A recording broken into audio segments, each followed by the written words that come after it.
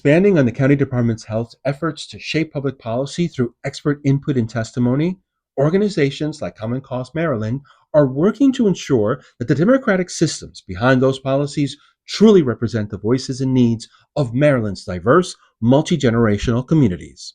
We are a nonpartisan grassroots organization that really is focused on building, a more inclusive democracy, right? I think for me, I like to tell partners and, the public, think of us as like the organization that works on the nuts and bolts of democracy, right? We're here to make sure that you not only are able to vote on election day, you can access public records, you can meaningfully engage in public proceedings. And I think, for me, it's always been when we think of our work in allyship, right? The issues that Marylanders are thinking about on a day to day, I think our work is critical in making sure that, our partners are actually able to advocate for those things for you and that you can, and that your elected officials, your elected leaders, that they actually are working on behalf of your best interests. So we're here to make sure Maryland works for Marylanders, I think is the best way of saying it.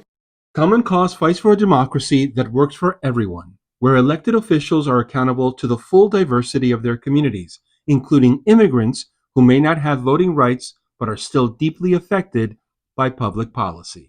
Right? How do you advocate for yourself and for your community, right? So I think our role is making sure that you understand your power, right? That you are able to utilize the influence that you have, whether it be at the polls, right? Or for the non-citizen, right? It's still talking to the leader that represents you. And I think, the public's engagement, moves us towards a more participatory government, right? And I think the more that we make our voices heard, the more that those who are in power are more responsive to us.